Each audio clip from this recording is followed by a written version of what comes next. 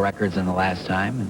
And You described your career in 3 stages: drunk, hungover, and sober. Yeah. So which phase are you in now? This is the 4th phase. We're thinking about getting drunk again. the scene changes. You don't stay around for 10 years. You follow the scene, you know. One thing I've learned this year is just to absolutely not pay attention to anyone but myself, you know. And I have a pretty solid critic in my head about what's right and what's not, you know. And that's really the only. And if I think I'm about to do something jive or bogue, I won't do it, you know. So. Just curious if you think some of the people who maybe picked up A Boy Named Goo on the strength of Name are going to be surprised by the rest of the CD? Yeah, I'm sure there's a lot of people that went, what the hell is this? You know? Sorry. Good. Good. Yeah. You know? I think the rest of the songs are strong enough on the album so that people will continue to listen to it. The song Flat Top seems to be the most searing. You're disemboweling Western civilization, pointing at like the Tube, tabloids, and people that keep quiet. Yeah. How do you function in the world? Ignore it. Ignore it. Ignore everything. Disembowel it. Disembowel it. Yeah. So that's the way of keeping sanity, ignoring all that effluent, that excessive noise? Well, I think everybody is so bombarded by 1,000 different TV channels and 1,000 different things a million different things to read and everybody is subdivided into their little teeny groups, and it's so weird, you know, because we have these everybody's got these blinders on that they have to, you know, function in society. Yeah, it's like you can only stay within your own little niche, you know, and sometimes you got to poke your head up and look around. This comes out, and what's funny is for almost 10 years, you've always been described as a cult band. The success of Name is there, and all of a sudden, some people are saying the band sold out. Now, is there an element of frustration when you're just trying to do your job, do it well? You just give me their name and addresses, and we'll take care of that. No, I think there's 2 things that you have to do to sell out.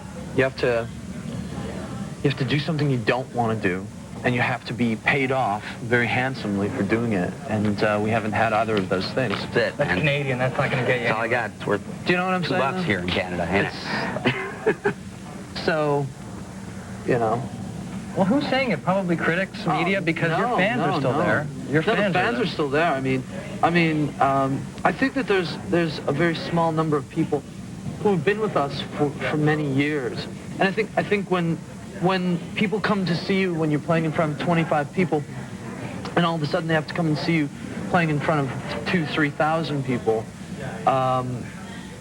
you know, I think there are people who feel hurt by that they have to share you with a lot of other people, you know. So, but good or bad? Obviously, it's good. No, it's fantastic. It's wonderful but I just want another one of our songs to get out there. You know, I mean, the band is built on so much more than just that one song. We've been around for a long time. We got 5 records out. There's a lot of other songwriting I think is valid, not just because we did it, but you know, because I'm our worst critic, and I think some of the material is really good and deserves the chance to be heard. But Name has cast this huge shadow over the rest of our material, which is nice because, you know, we won't be looking for work for quite a while. The album is platinum in the States. Is it platinum in Canada yet? This week. This week? I don't know. Maybe I think now. I think it's platinum now. Like platinum now? Like this minute? I think, actually, hold on. It'll be platinum in... It'll be platinum in 5, 4... I feel a setup coming 3... It'll be platinum in 2... 1...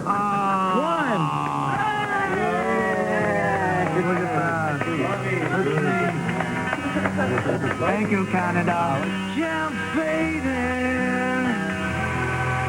You signed to a heavy metal label back a long time ago, and now you're putting out these great songs, especially these great these ballads. Were you surprised at how well these ballads have been doing for the Goo Goo Dolls? Yeah, I was really surprised because it's only a small component of what we do. Yeah. And it fits into it's a piece of a larger thing, you know. and it works in that larger context. At least for me, it does. And when you remove that, I guess the songs stand on their own, so that's a good thing. But, you know, hopefully people have gotten turned on to all the other things that we do as well.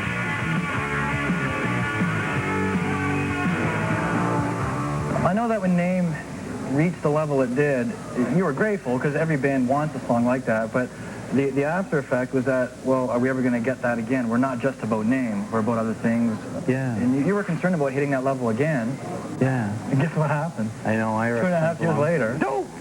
Next thing you know, 1 minute you're sitting in a movie theater, you know, watching a movie, and the next thing you know, here you are. Did you write it for the movie, or they found an older song of yours? How did that work? No, I wrote it for the film. So you saw it in the van screening of it? Actually, it was really funny because Alanis Morissette went to the same screening of the movie as I did. It was the first time I had ever been in the same room with her.